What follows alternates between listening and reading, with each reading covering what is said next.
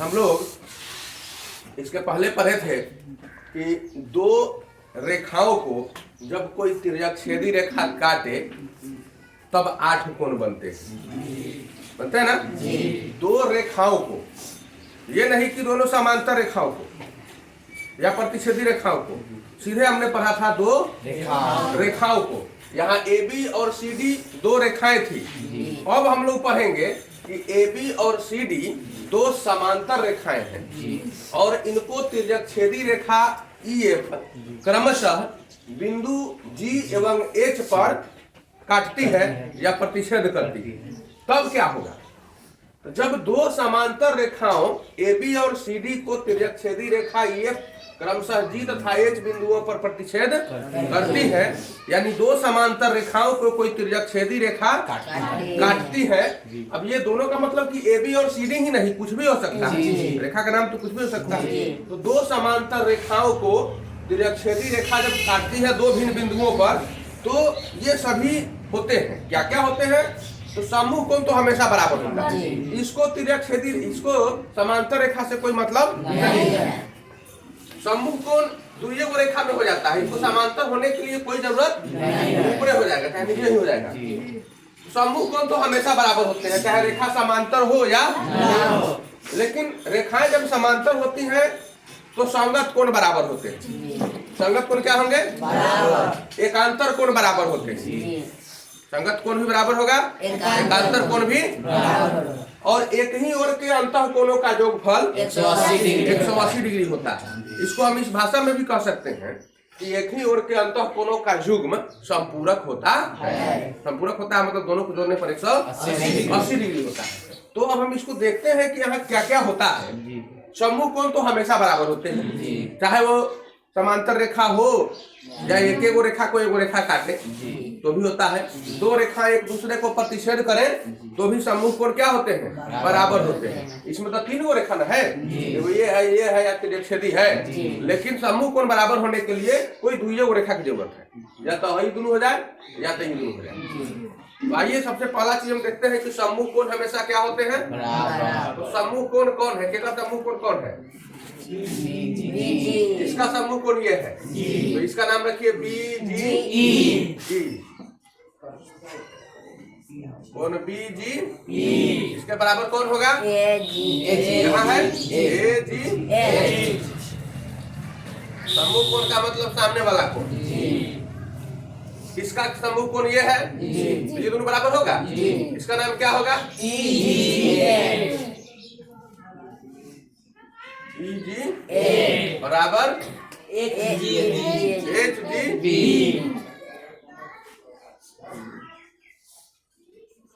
इस नीचे वाले में आएंगे, इसका समूह कोण ये होगा, इसका नाम GH। इसका नाम क्या होगा? DH भी कह सकते हैं, लेकिन शुद्ध होगा DH।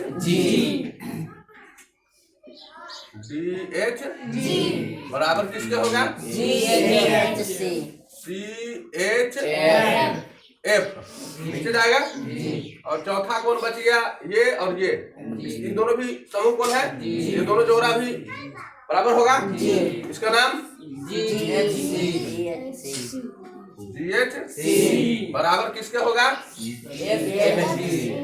FHD। मतलब समूह कोण बराबर हो गए। अब है संगत कोण बराबर होते हैं। इसका संगत कोण होगा, इसका संगत कोण होगा। हम ये नाम रखते हैं, इसका नाम BGE है। BGE। इसका संगत कोण कहाँ है? ये ऊपर है इस कोना में, तो निश्चित रूप से इसके ऊपर है तो इसके भी ऊपर होगा। तिर्यकछेदी रेखा के दाएं में है तो यहाँ भी तिर्यकछेदी रेखा के इसका ये होगा। BGE का संगत कोण कौन हो सकता है? DHG।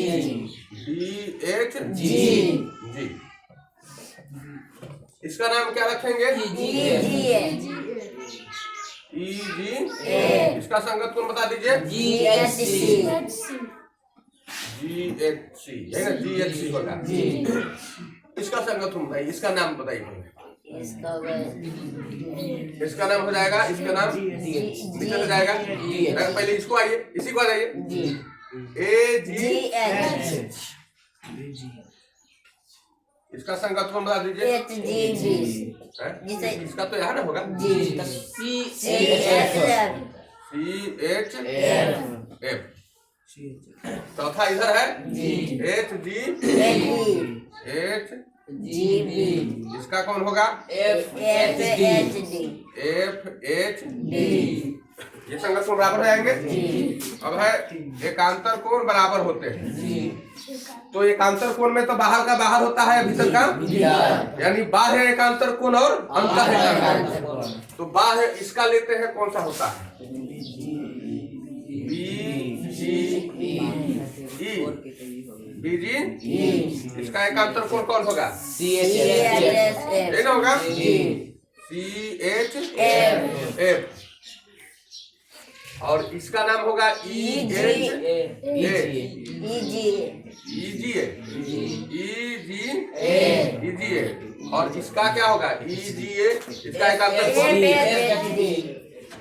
एफ एच डी हो जाएगा। अब बाहर का बात तो हो गया भीतर आते हैं। इसका एकांतर को बता दीजिए। नाम बता दीजिए ए जी और इसका एकांतर कौन होगा इधर होगा किधर होगा डी इधर होगा।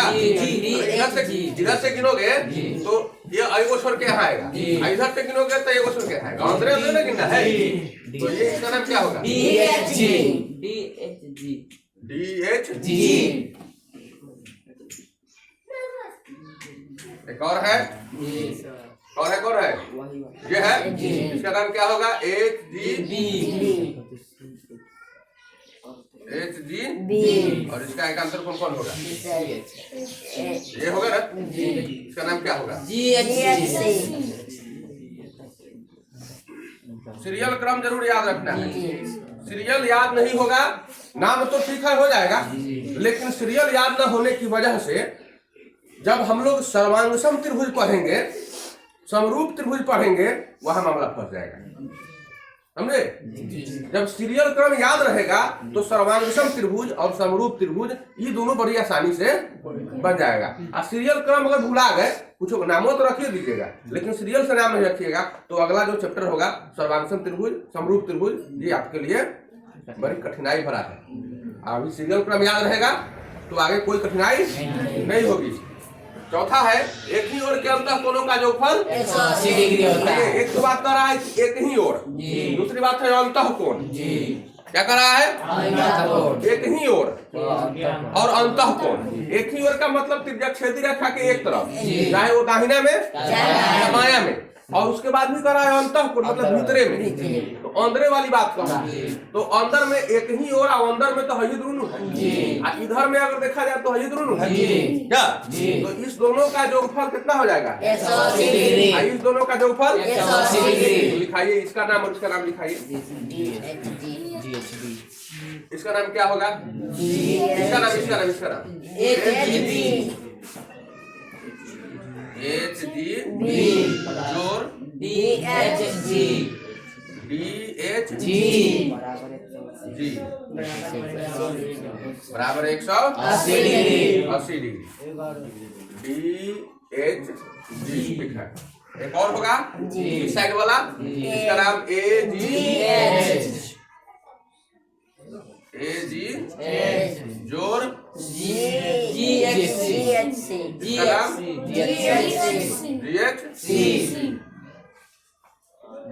बराबर कितना हो जाएगा 180 डिग्री।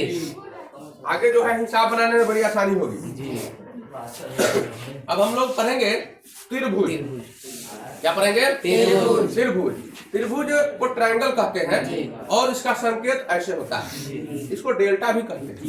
क्या कहते हैं उसको डेल्टा कहते हैं। तो अब हम लोग थोड़ा त्रिभुज के बारे में पढ़ते हैं। त्रिभुज होता क्या है। त्रिभुज बनाने के लिए हम लोग भिन्न भिन्न प्रकार से संकेतों का उपयोग करते हैं ए बी सी। त्रिभुज तो बना लिए लेकिन त्रिभुज बना कैसे तो थोड़ा विस्तार से समझेंगे। इस तरह से समझने से काम आपका नहीं चलेगा। त्रिभुज तो हो ही गया लेकिन त्रिभुज बना कब। आइए 3 बिंदु लीजिए पहले। कितने बिंदु लेंगे 3 बिंदु लेते हैं। आइए देखते हैं हम 3 बिंदु। बिंदु नंबर 1, 3 बिंदु लेंगे। और दूसरा ये पहला स्थिति है। दूसरी स्थिति में 1, 2, 3 बिंदु लिए। इस तीनों का नाम कुछ रख दीजिए आप। यहाँ भी नाम रख दीजिए।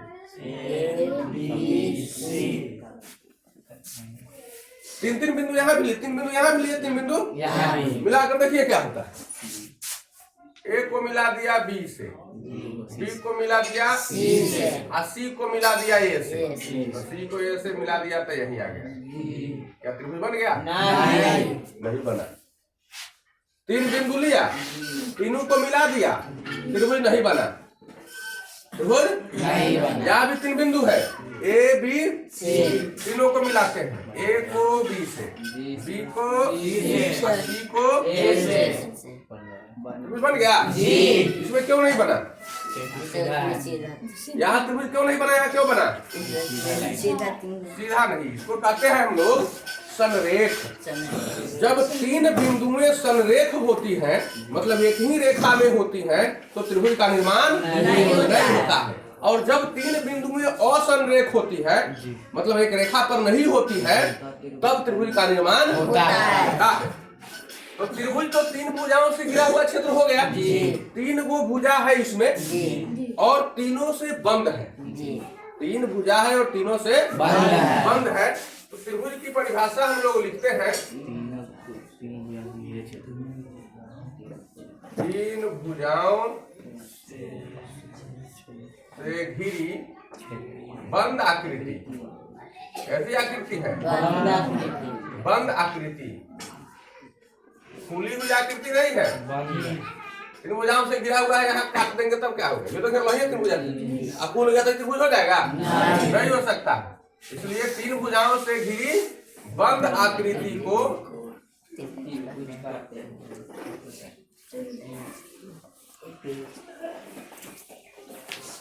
त्रिभुज कहते हैं। 3 भुजाओं से घिरी बंद आकृति को त्रिभुज कहते हैं। 3 असंरेख बिंदुओं को मिलाने से त्रिभुज का निर्माण होता है। 3 संरेख बिंदुओं को मिलाने से त्रिभुज का निर्माण नहीं हो सकता है। 3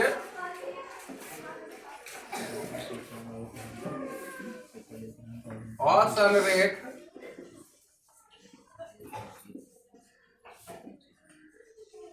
बिंदुओं को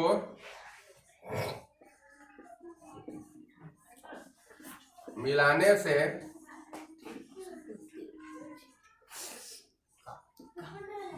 त्रिभुज बनता है।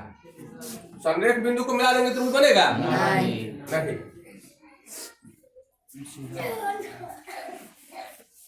किंतु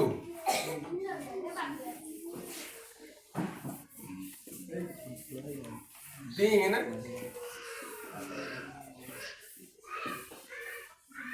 संरेख बिंदुओं को मिलाने से, जब संरेख बिंदु को मिला दिए तो क्या बन गया? रेखाखंड बना। त्रिभुज बना क्या? 3 संरेख बिंदुओं को मिलाने से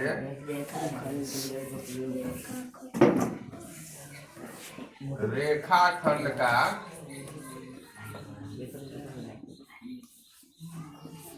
निर्माण होता है। 3 संरेख बिंदुओं को मिलाने से रेखाखंड का निर्माण होता है। अब इस त्रिभुज के बारे में हम जानेंगे, त्रिभुज में क्या क्या है। तो जो 3 बिंदुओं को हम लोग लिए हैं, यहाँ देख रहे हो, इन तीनों बिंदुओं को त्रिभुज का शीर्ष कहते हैं। जिन 3 बिंदुओं को मिलाने से त्रिभुज बनता है, उन तीनों बिंदुओं को त्रिभुज का शीर्ष कहते हैं। जिन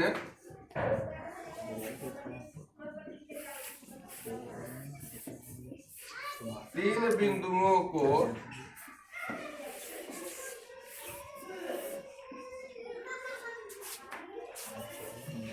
मिलाने से त्रिभुज बनता है उन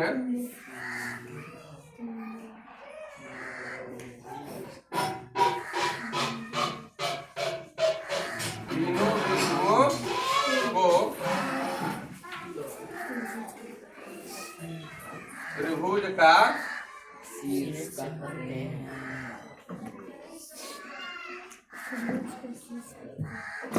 शीर्ष कहते हैं। तो त्रिभुज में कितना शीर्ष हो गया? तीन को। कौन कौन? यहाँ एबीसी रखे हैं तो एबीसी होगा, कहीं DEF रखेंगे तो DEF होगा, PQR रखेंगे तो PQR होगा, या अन्य कुछ रखेंगे तो कुछ दूसरा हो सकता है। तो इस तरह से त्रिभुज के तीन शीर्ष होते हैं। त्रिभुज के तीन शीर्ष होते हैं और त्रिभुज में तीन गो भुजाएं भी होती हैं। अभी कर्म के बारे में अभी पढ़ाएंगे, बाद में त्रिभुज का प्रकार पढ़ेंगे, समकोण त्रिभुज पढ़ेंगे तब ना कर्म पढ़ेंगे।